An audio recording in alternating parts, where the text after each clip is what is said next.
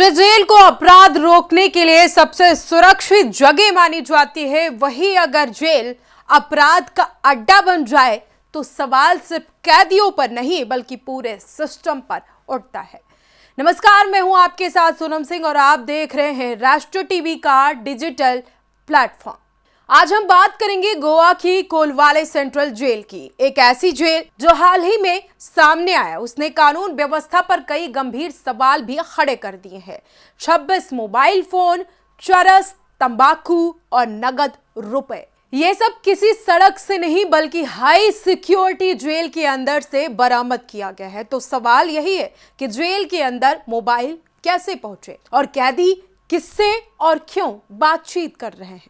सबसे बड़ा सवाल यह है कि क्या ये सिर्फ एक रेड है या किसी बड़े नेटवर्क की परतें खुलने वाली अब बताई जा रही है।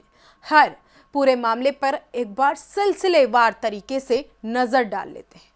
जानकारी के मुताबिक कोलवाले सेंट्रल जेल में एक अभियान चलाया गया। विशेष तलाशी अभियान के दौरान तमाम अधिकारी जो हैं वो इसमें शामिल रहे। जेल प्रशासन, उत्तर Goa police, IRB, Indian reserve battalion और कई वरिष्ठ अधिकारी इस सर्च ऑपरेशन में शामिल रहे।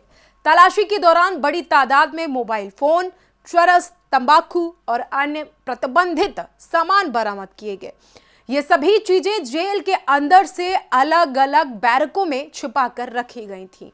इस मामले में सबसे चौंकाने वाली बात यह है कि FIR अज्ञात कैदियों के खिलाफ दर्ज की जाती है, जबकि जेलर महेश की शिकायत पर कोलवाले पुलिस ने NDPS एक्ट, सार्वजनिक स्वास्थ्य अधिनियम और जेल अधिनियम के तहत मामला दर्ज किया।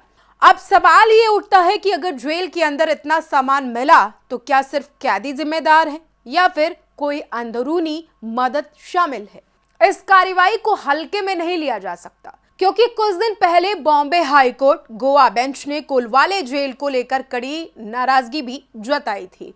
कोर्ट के सामने ये बात आई थी कि जेल के अंदर से एक कुख्यात गैंगस्टर मोबाइल फोन के जरिए बाहरी अपराधियों के संपर्क में था, यानी जेल के अंदर बैठकर अपराध का नेटवर्क चलाया जा रहा था। इसके बाद कोर्ट ने साफ निर्देश दिए, मोबाइल के दुरुपयोग पर रोक लगे, जेल की निगरानी बढ़ाई जाए और जवाबदेही भी तय हो।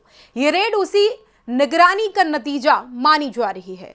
अगर आपको लग रहा है कि एक अलग घटना है तो आपको जानकर हैरानी होगी कि इसी महीने की शुरुआत में एक समान तलाशी अभियान में 8 मोबाइल फोन पहले ही जब्त किए जा चुके हैं। मतलब साफ है कि ये कोई एक दिन की चूक नहीं बल्कि लंबे वक्त से चली आ रही व्यवस्था की नाकामी भी है।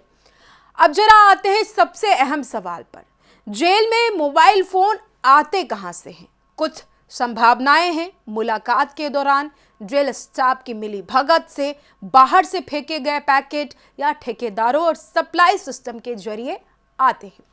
लेकिन जब 26 मोबाइल एक साथ मिलते हैं तो ये सिर्फ लापरवाही नहीं हो सकती, एक संगठित सिस्टम की ओर इशारा भी करता है।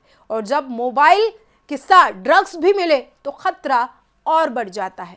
ये कहानी सिस्टम की दरारों की जवाबदेही की कमी की है और उस खतरे की जो जेल की दीवारों के भीतर पल पोस रहा है।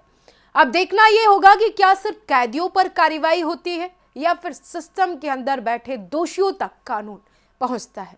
क्योंकि याद रखिए, अगर जेल सुरक्षित नहीं तो कानून सिर्फ कागजों पर जिंदा है। और अगर आपको लगता है कि जेल सुधार और पारदर्शिता जरूरी है तो इस वीडियो को लाइक करें, चैनल को सब्सक्राइब करें और कमेंट में बताएं आपके हिसाब से जेल के अंदर मोबाइल कैसे पहुंचते हैं।